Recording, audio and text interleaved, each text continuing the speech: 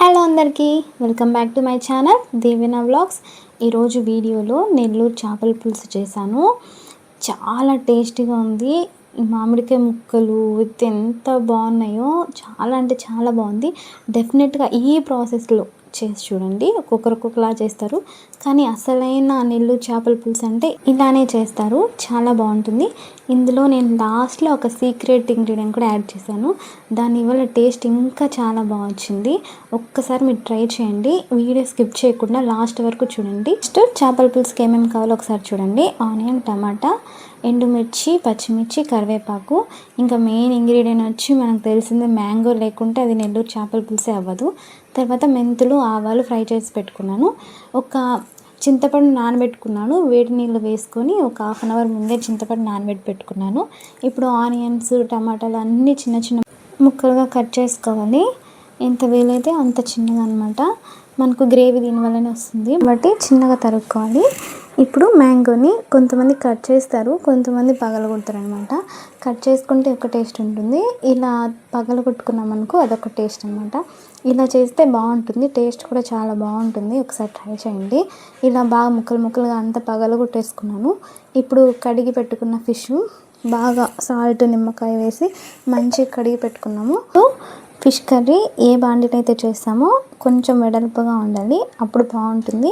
కొంచెం ఆయిల్ వేసుకొని ఆవాలు, మెంతులు యాడ్ చేసుకున్నాను. ఆయిల్ అంటే అలా ఉంది అనుకోకండి, ఫిష్ ఫ్రై చేశాను అనమాట. ఆ ఆయిల్ ఇందులో వేసాను.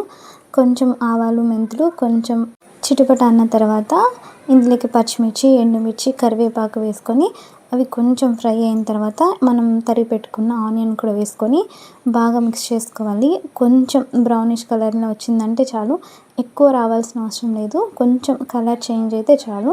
తర్వాత టమాటా కూడా యాడ్ చేసుకొని మంచిగా మిక్స్ చేసుకోవాలి. టమాటా, ఆనియన్ బాగా మెత్తగా అవ్వాలన్నమాట, అప్పుడే గ్రేవీలోకి యాడ్ అయిపోతుంది. మంచిగా మిక్స్ చేసుకున్న తర్వాత ఇప్పుడు ఇందులోకి కొంచెం సాల్ట్, నేను కల్లుప్పు వేసుకున్నాను. కల్లుప్పు వేసుకున్న తర్వాత కొంచెం పసుపు యాడ్ చేసుకొని మంచిగా మిక్స్ చేసుకోవాలి. సాల్ట్ వేసుకున్నామంటే త్వరగా మగ్గిపోతాయి అనమాట, మెత్తగా అయిపోతాయి ఆనియన్, టమాటా, అందుకే వేసుకున్నాను.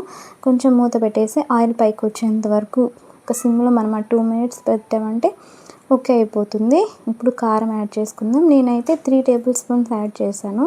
అంటే మీరు ఎంత కారం తింటారో చింతపండు పులుపుని బట్టి మీకు ఎంత కారం అయితే తింటారో అంత వేసుకోండి, ఎక్కువ వేసుకోవద్దు. అంటే చేపల పులుసు కదా, నాన్ వెజ్ అంటే కొంచెం స్పైసీగానే చేసుకుంటే బాగుంటుంది. ఆ ఉద్దేశంతో నేను కొంచెం కారం ఎక్కువగానే వేస్తున్నాను. ఇప్పుడు ఒక 2 minutes మూత పెట్టేసి ఆయిల్ అంతా పైకి వచ్చేసిన తర్వాత చింతపండు నేను ఆల్రెడీ గుజ్జు తీసుకున్నాను, పిప్పి అంతా పడేసి గుజ్జు మంచిగా తీసుకున్నాను.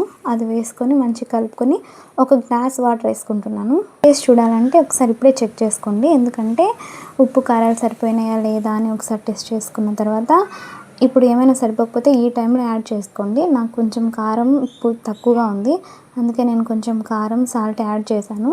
ఇప్పుడు మొత్తం మంచిగా మిక్స్ చేసుకున్న తర్వాత మూత పెట్టుకొని మరిగించుకోవాలన్నమాట. ఇప్పుడు బాగా మరిగిపోవాలి. చూసారా, ఇలా మరుగుతున్నప్పుడు క్లీన్ చేసి పెట్టుకున్న ఫిషెస్ని ఒక్కొక్కటి యాడ్ చేసుకోవాలి. ఒకదాని మీద ఒకటి కాకుండా సపరేట్గా మంచిగా ఒక్కొక్కటి యాడ్ చేసుకోవాలి. నేను 2 kgs ఫిష్ తీసుకున్నాను. చేపలు మంచిగా ఉన్నాయని చెప్పేసి 2 kgs తీసుకున్నాము ఫ్రైకి, ఇలా కర్రీ చేసుకోవడానికి అని చెప్పేసి. ఇలా మొత్తం పులుసులో చేపలన్నీ వేసుకున్న తర్వాత ఒక్కసారి చేపలు వేసాము అంటే మనం అస్సలు గరిటె పెట్టద్దు. గరిటె పెట్టామంటే అవి అన్నీ విడిపోతాయి అన్నమాట, నలిగిపోతాయి. అలా కాకుండా మనం గరిటె పెట్టకుండా ఇలా మనం గుడ్డతో పట్టుకొని తిప్పుకుంటూ ఉండాలి. మనకు వీలైనన్నిసార్లు తిప్పుకుంటూ ఉండాలి. గరిటె మాత్రం అస్సలు పెట్టద్దండి. చూస్తున్నారు కదా, ఇలా క్లాత్ పెట్టుకొని మొత్తం అటు ఇటు తిప్పుకున్నామంటే మొత్తం సెట్ అయిపోతుంది.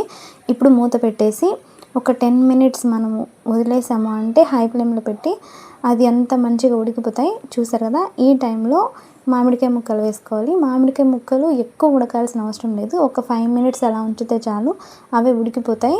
మామిడికాయ ముక్కలన్నీ వేసుకున్న తర్వాత ఒకసారి క్లాత్ పెట్టుకొని అటు ఇటు తిప్పుకోవాలి. ఇప్పుడు నేను ముందు చూపించాను కదా, ఆవాలు, మెంతులు ఫ్రై చేసుకున్నానని, అవి మిక్సీ పట్టుకున్నాను. మామిడికాయ ముక్కలన్నీ వేసిన తర్వాత ఒక 2 minutes మూత పెట్టేసుకొని ఒక 2 minutes ఉడికించామంటే అవి సెట్ అయిపోతాయి మంచిగా. ఇప్పుడు మనం మిక్సీ పట్టుకున్న ఆవాలు, మెంతులు, అది పౌడర్ ఒక 2 tablespoons యాడ్ చేస్తున్నాను. ఎక్కువ అవసరం లేదు, ఎక్కువ వేసామంటే మళ్ళీ చేదు వచ్చేస్తుంది. ఎక్కువ కాకుండా మనం చూసుకొని వేసుకోవాలన్నమాట. నేనైతే 2 టేబుల్ స్పూన్స్ యాడ్ చేశాను. ఒకసారి తిప్పుకున్న తర్వాత ఒకసారి మూత పెట్టేసి ఒక 2 మినిట్స్ అడ్జస్ట్ అయ్యేంత వరకు 2 మినిట్స్ సిమ్లో పెట్టాను. నేను ఫస్ట్లో చెప్పాను కదా, సీక్రెట్ ఇంగ్రీడియంట్ ఒకటి ఉంది యాడ్ చేస్తే చాలా టేస్ట్ వచ్చింది అని. ఇదే అది. ఆవకాయ పెట్టుకుంటాం కదా మనము, ఆవకాయలో పైన నూనె వస్తుంది కదా, ఆ నూనెని తీసి పెట్టుకున్నాను. అది ఎప్పుడు చేపల పులుసు చేసినా ఒక 2 టేబుల్ స్పూన్స్ యాడ్ చేసామంటే టేస్ట్ ఇంకా చాలా బాగుంటుంది. ఇది అందరూ వేయరు, కానీ వేస్తే చాలా బాగుంటుంది. ఒకసారి చేపల పులుసు చేసేటప్పుడు ఆవకాయ నూనె వేసి చేయండి, టేస్ట్ మీకే తెలుస్తుంది. మళ్ళీ మళ్ళీ అలానే చేసుకుంటారు, అంత బాగుంటుంది. ఇంతవరకు చూసినందుకు చాలా థ్యాంక్ యూ. వీడియో నచ్చితే లైక్ చేయండి, షేర్ చేయండి, కామెంట్ చేయండి, సబ్స్క్రైబ్ చేసుకోండి.